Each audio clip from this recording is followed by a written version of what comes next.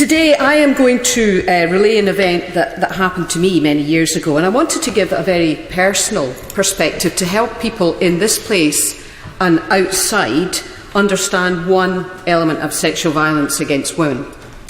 When I was 14, I was raped. As is common, it was by somebody who was known to me.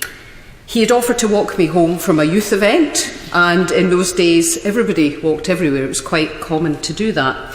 It was early evening, it wasn't dark. I was wearing, I'm guessing, jeans and a sweatshirt. I knew my way around where I lived. I was very comfortable, and we did go a slightly different way, but I didn't think anything of it. He asked me, he told me he wanted to show me something in a wooded area, and at that point, I must admit, I was alarmed. I did have a warning bell, but I overrode that warning bell because I knew him, and therefore there was a level of trust in place. And to be honest, looking back at that point, I don't think I knew what rape was. It was not something that was talked about. My mother never talked to me about it. I didn't hear other girls or other women talking about it. It was mercifully quick, and I remember, first of all, feeling surprise, then fear, then horror, as I realised I quite simply couldn't escape. Because obviously he was stronger than me. And there was no sense, even initially, of any sexual desire from him, which I suppose looking back again I find odd. My senses were absolutely numbed, and thinking about it now, 37 years later, I cannot remember hearing anything when I replay it in my mind. Now, as somebody who's an ex-professional musician who is very, very auditory, I find that quite telling. I now understand that your subconscious brain, not your conscious brain, makes a decision on your behalf as to how you should respond, whether you take flight, whether you fight, or whether you freeze. And I froze, I must be honest. Afterwards, I walked home alone. I was crying, I was cold, and I was shivering, and I now realise, of course, that was the shock response. I didn't tell my mother, I didn't tell my father, I didn't tell my friends, and I didn't tell the police. I bottled it all up inside me.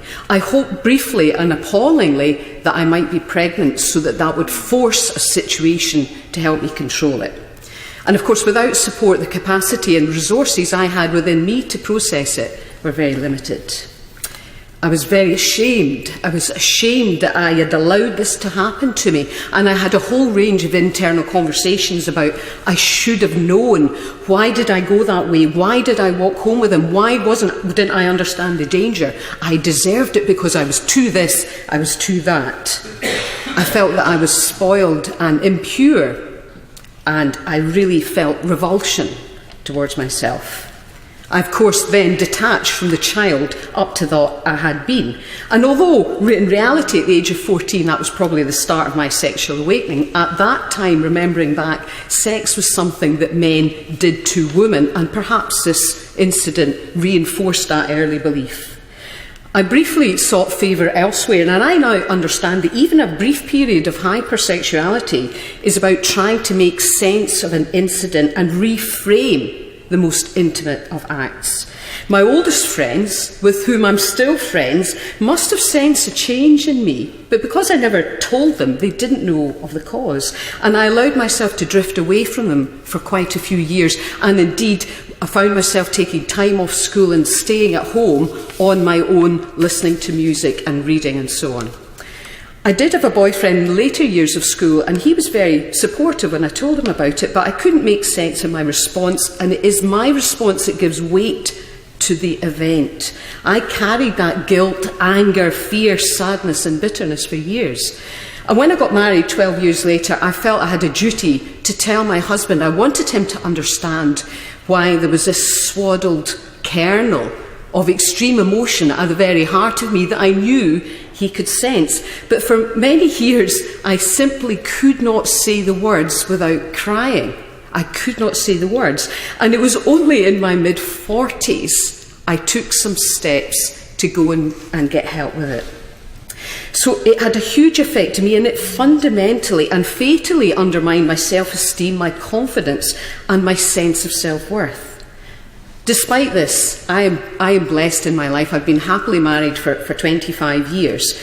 But if this was the effect from one small, albeit significant event in my life stage, how must it be for these women who are carrying this on a day-by-day basis?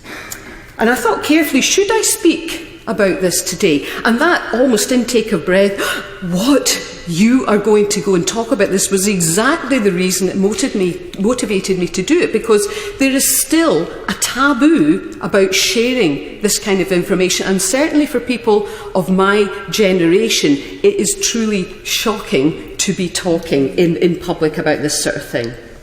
And as somebody remarked earlier, rape doesn't just affect the woman, it affects the family as well. And before my mother died early of cancer, I really wanted to tell her, but I couldn't bring myself to. I have a daughter, and if something happened to my daughter and she couldn't share it with me, I would be appalled. And so it was possibly cowardly, but it was an act of love that I meant that I protected my mother.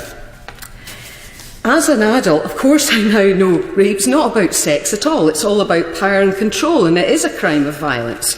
And I still pick up on where the myths of rape are perpetuated from a male perspective.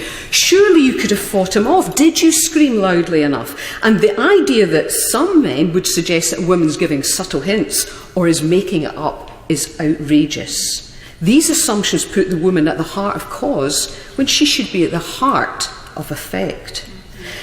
A rape happens when a man makes a decision to hurt someone he feels he can control. Rapes happen because of the rapist, not because of the victim. And we women and our society have to stand up for each other. We have to be courageous. We have to call things out and say where things are wrong. We have to support and nurture our sisters as we do with our sons. Like many women of my age, I have on occasion encountered other aggressive actions towards me, both in business and, in fact, in politics. But one thing I realise now is that I'm not scared, and he was. I'm not scared, I'm not a victim, I'm a survivor.